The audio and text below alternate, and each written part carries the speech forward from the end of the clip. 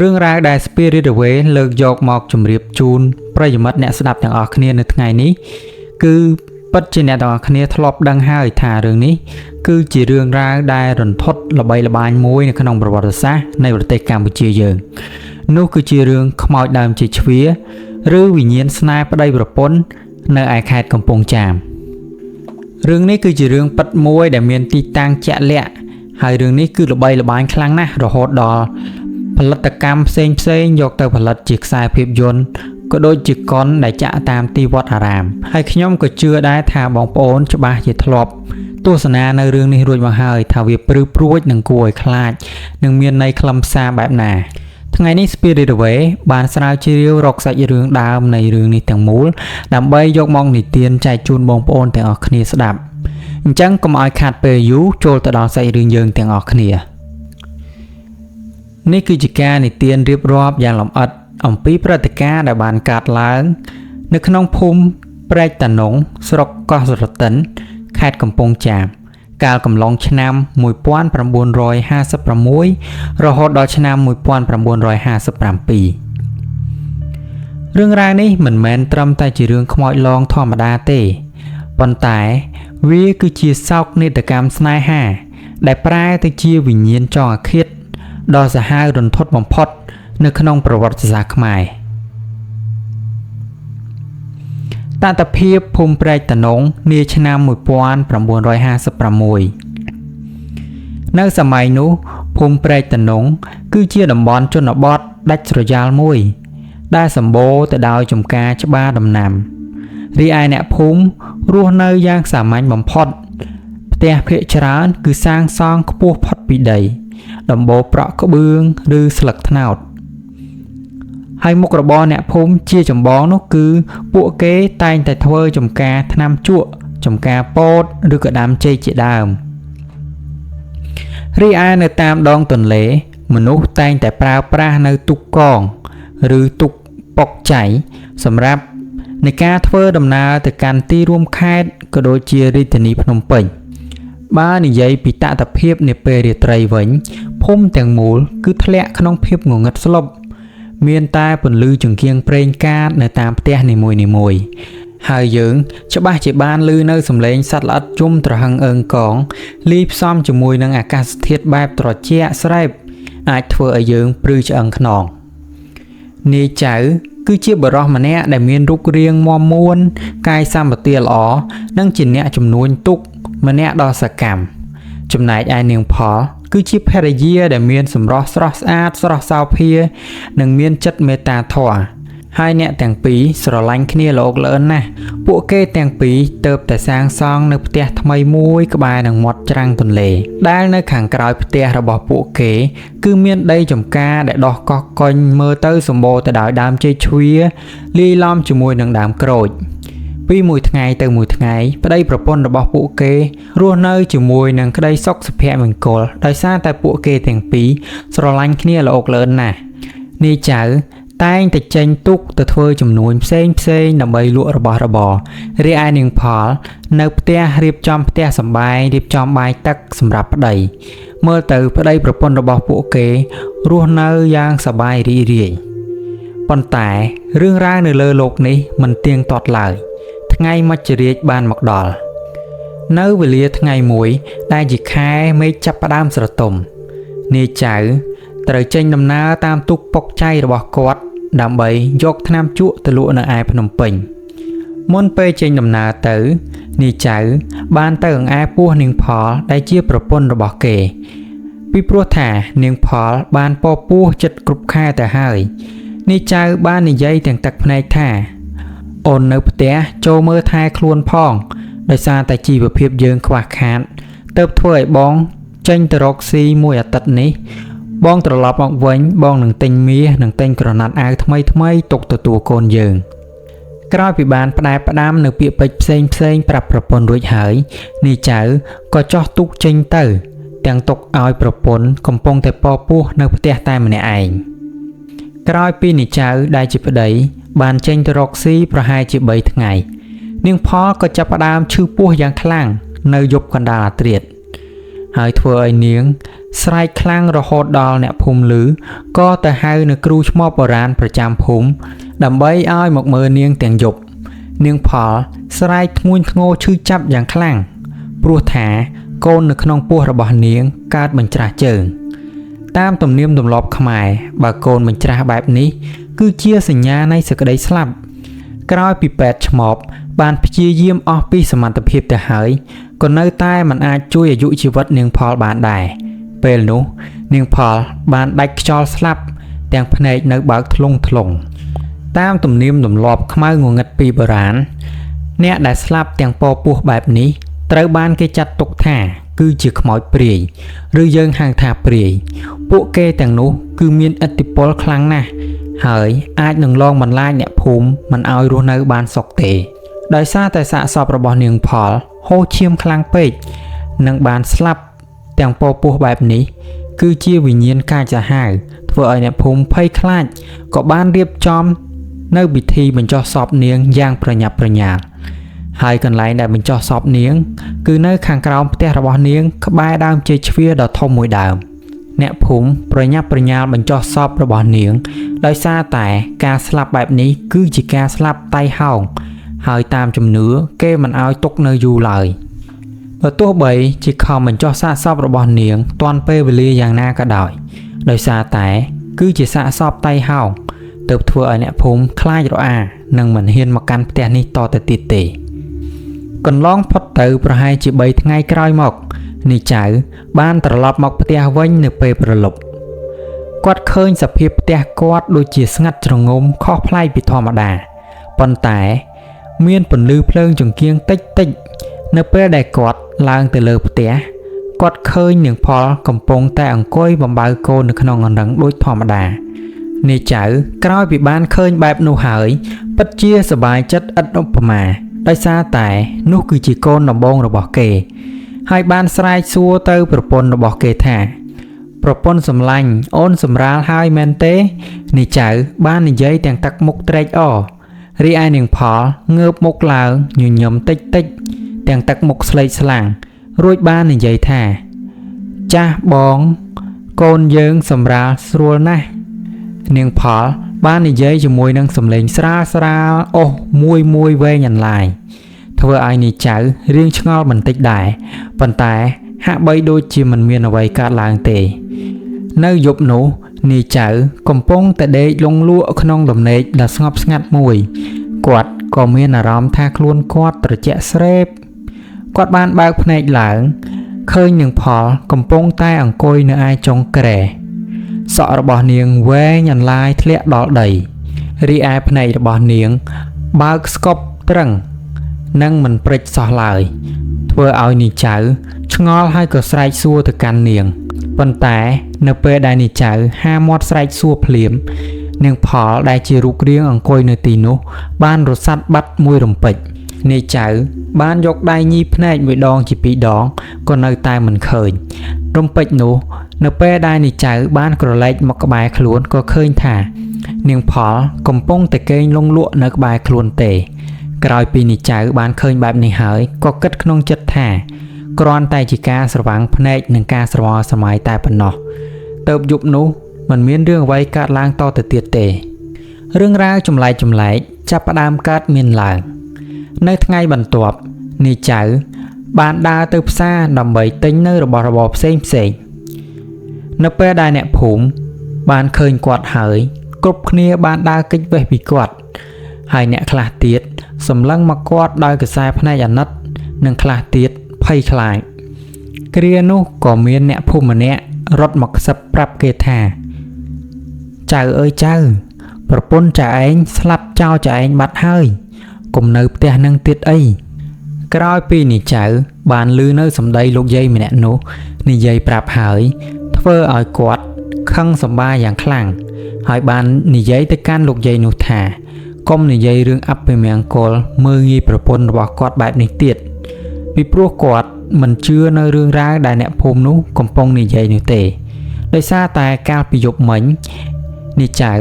បានរស់នៅនឹងគេងជាមួយប្រពន្ធរបស់គេដែលជាមនុស្សធម្មតានោះទេនាយចៅបានត្រឡប់មកផ្ទះវិញហើយរៀបរាប់ ប្រាប់រឿងរ៉ាវទាំងអស់ទៅកាន់ប្រពន្ធរបស់គេបាននិយាយថាអ្នកភូមិមួយរយៈនេះហាក់បីដូចជាប្លែកខ្លាំងណាស់និយាយអ្វីៗមិនមានការគិតគូរសោះឡើយក្រោយពីនឹងផលឮបែបនេះហើយទឹកមុខរបស់នាងបានផ្លាស់ប្ដូរមកជាទឹកមុខក្រមៅភ្លាមនេះចៅបាននិយាយលួងលោមប្រពន្ធថាកុំឲ្យខឹងនៅពួកអ្នកភូមិទាំងនោះអីឥឡូវនេះយើងបានរស់នៅសុខសុភមង្គលហើយថែមទាំងមានកូនមួយទៀតក្រោយពីបានឮបែបនោះហើយនាងផលបានប្រែទឹកមុខមកជាសប្បាយរីករាយវិញក្រោយពីនោះមកវិញ្ញាណនាងផលមិនត្រឹមតែនិមិត្តខ្លួនជាមនុស្សដែលរស់នៅក្បែរប្តីទេតែនាងបានចាប់ផ្ដើមលងបន្លាចនៅអ្នកភូមិណាដែលហ៊ានមករំខានឬនិយាយអាក្រក់ពីនាងព្រឹត្តិការណ៍ព្រឺព្រួចបានចាប់ផ្ដើមកើតឡើងជាបន្តបន្ទាប់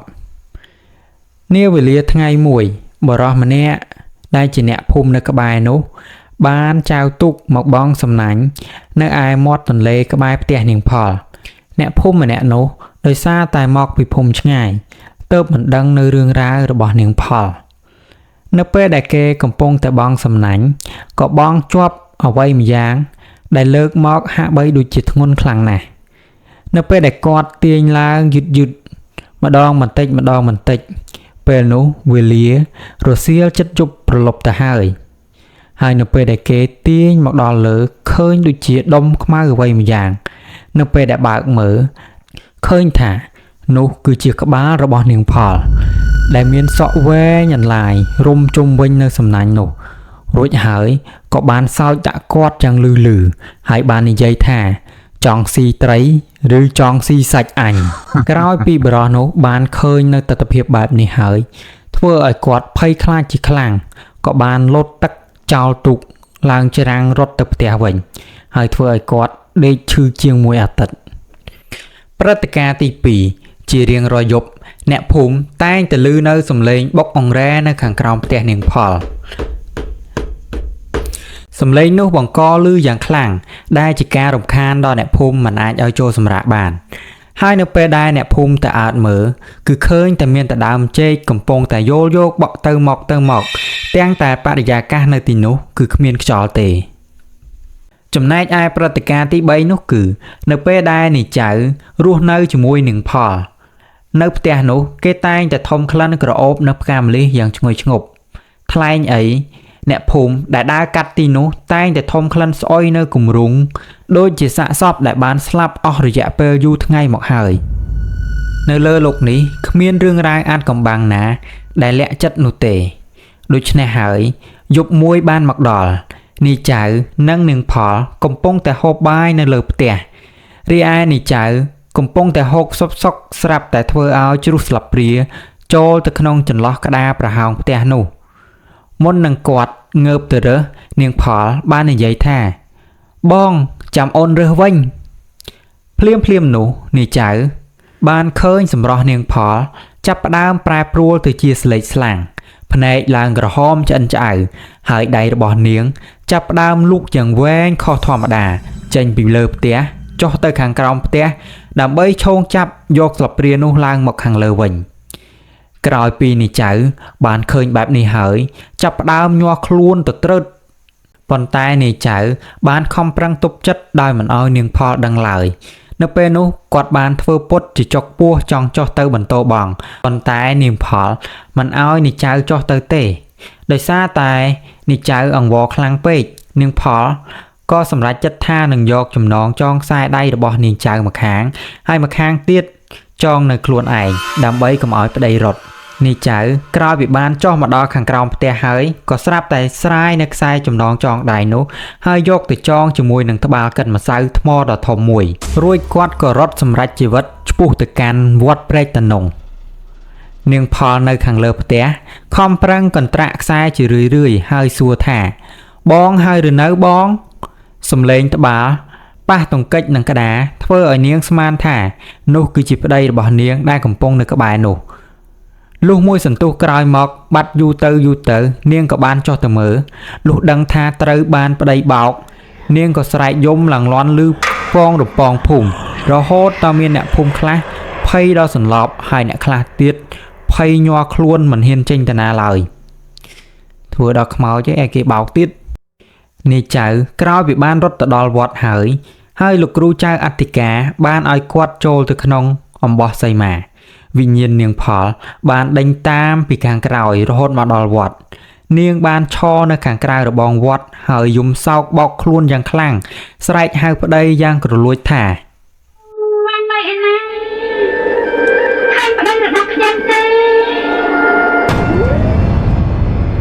ក្រោយពេលនេះចៅបានទៅជ្រកនៅក្រោមទីវត្តអារាមជាមួយនឹងព្រះគ្រូចៅអធិការវិញ្ញាណខ្មោចនាងផលកាន់តែសាហាវឡើងធ្វើឲ្យអ្នកភូមិលែងហ៊ានចេញពីផ្ទះចាប់ពីម៉ោង 5 ល្ងាចតទៅព្រោះគេគ្រប់គ្នាតែងតែឮសំឡេងយំសោកបោកខ្លួនយ៉ាងខ្លាំងនិងក្លិនស្អុយភាយចេញតាមខ្យល់ពេញភូមិដើម្បីបញ្ចប់នៅរឿងរ៉ាវទាំងអស់នេះលោកគ្រូចៅអធិការបានសម្រេចចិត្តរៀបចំពិធីបញ្ចុះសិលដំណើរការនៃការធ្វើពិធីនេះនៅវេលាម៉ោង 2 អាធ្រាត្រលោកគ្រូចៅអធិការរួមជាមួយនឹងបរិសដែលមានកម្លាំងមាំមួន 4-5 នាក់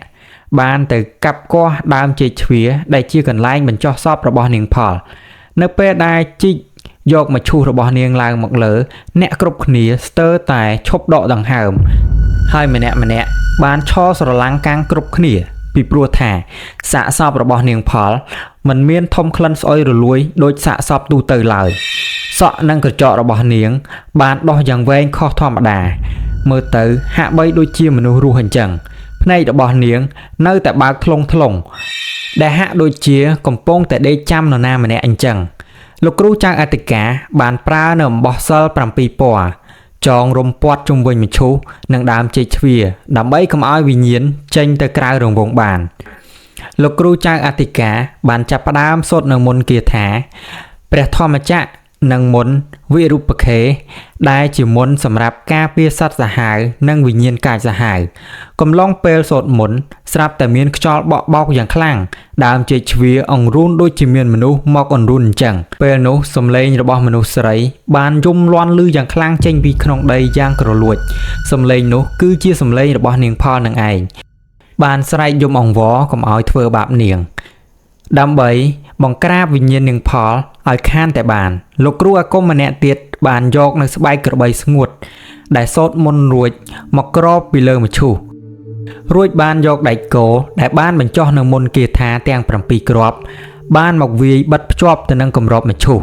តាមជំនឿដែកគោមន្តនេះនឹងជួយសង្កត់វិញ្ញាណនាងឲ្យនៅស្ងៀមមិនឲ្យចេញមកឡងបន្លាចគេបានតទៅទៀតឡើយ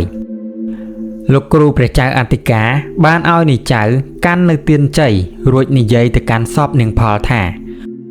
ផលអើយផលរវាងបងនិងអូនសន្សំកម្មត្រឹមនេះចោះសូមអូនទៅឲ្យបានសុខចាប់ជាតិជាថ្មីចោះកុំឲ្យអាឡោះអាល័យជាមួយនឹងបងទៀតអីចំណងស្នេហ៍យើងបងសូមកាត់ផ្ដាច់នៅជាតិនេះប្រសិនបើជាតិក្រោយមានពិតបងផ្សងជួបអូនម្ដងទៀតភ្លាមនោះស្រាប់តែភ្នែកសាកសពរបស់នាងផលបានបើកឡើងយ៉ាងថ្លុងហើយក៏បានបិទទៅវិញយឺតនិងមានទឹកភ្នែកហូរចេញតាមកន្ទុយភ្នែកសាកសពនោះបានបង្ហាញឃើញពីការលាគ្នាជាស្ថាពរក្រោយពីបញ្ចប់ពិធីសពនាងផលត្រូវបានយកទៅបូជាតាមប្រពៃណីនៅឯវត្តរីឯដើមចេកទ្វារដ៏ធំនោះត្រូវបានអ្នកភូមិកាប់ចោលនិងដុតបំផ្លាញចោលទាំងអស់ពីព្រោះគេជឿថាវាគឺជាកន្លែងស្នាក់នៅរបស់ព្រាយចេកជ្វារឿងនេះបានក្លាយជាមេរៀននិងជាការចងចាំដ៏រន្ធត់សម្រាប់អ្នកស្រុកកោះស្ទឹងជំនឿលើការស្លាប់ទាំងពពោះក្លាយជាការប្រុងប្រយ័ត្នដ៏ខ្ពស់បំផុតសម្រាប់ស្ត្រីដែលមានផ្ទៃពោះនៅក្នុងតំបន់នោះសម្រាប់ពាក្យសច្ចាមនុស្សនៅចំនួននោះជឿថាកុំសន្យាអ្វីដែលមិនអាចធ្វើទៅបានពីព្រោះនៅពេលស្លាប់យើងអាចខ្លាចទៅជាចំណងដែលដោះមិនរួចឧទាហរណ៍ថាប្រសិនបើអូនស្លាប់បងនឹងស្លាប់ទៅជាមួយអូនពាក្យនេះប្រសិនបើស្ដាប់ទៅហាក់បីដូចជាក្តីស្នេហាដ៏ផ្អែមល្ហែមនិងស្មោះស្ម័គ្រប៉ុន្តែនៅពេលដែលដៃគូម្នាក់ទៀតបានបាត់បង់ជីវិតទៅនោះយើងនឹងឃើញថារឿងរ៉ាវដូចជាមួយនឹងរឿងខ្មោចដើមចេកជ្វានេះ រឿងនេះបានបន្សល់ទុកនៅការខ្លាចរអាដល់ដើមចេកជ្វាអ្នកភូមិខ្មែរចំនួនក្រោយៗមិនសូវដាំនៅដើមចេកជ្វាក្បែរផ្ទះឡើយព្រោះគេជឿថាវាគឺជាជំរកនៃព្រលឹងខ្មោចព្រាយសពថ្ងៃនេះនៅភូមិព្រែកតនងខេត្តកំពង់ចាមរឿងរ៉ាវនេះនៅតែជាប្រធានបទដ៏រន្ធត់បើទោះបីជាពេលវេលាកន្លងផុតទៅជាង60ឆ្នាំក៏ដោយប៉ុន្តែដាននៃផ្ទះចាស់និងដើមចេកជ្វានោះនៅតែត្រូវបានគេនិយាយតៗគ្នាថាគឺជាកន្លែងដែលក្តីស្រឡាញ់និងសេចក្តីស្លាប់បានជួបគ្នាប្រវត្តិដ៏លម្អិតរបស់រឿងខ្មោចដើមចេកជ្វាបានឈានមកដល់ទីបញ្ចប់ហើយតើបងប្អូនយល់យ៉ាងណាដែរសាច់រឿងនេះមានន័យខ្លឹមសារនិងអប់រំព្រឺព្រួចគួរឲ្យខ្លាចយ៉ាងណាសូមបងប្អូនខមមិននៅខាងក្រោមហើយសូមកុំភ្លេចចុច like និង subscribe ដើម្បីឲ្យ channel ខ្ញុំដ៏តូចនេះអាចនឹងរីកសុសសាយមានអ្នកស្គាល់កាន់តែច្រើនសូមអរគុណជម្រាបលាជួបគ្នានៅវីដេអូក្រោយៗទៀតសូមជូនពរពុកម៉ែបងប្អូនរកស៊ីទទួលទានមានបានធ្វើដំណើរទៅទីជិតទីឆ្ងាយមានតែសុខសុវត្ថិភាពសុខភាពល្អបាយបាយជួបគ្នានៅអេពីសូតក្រោយ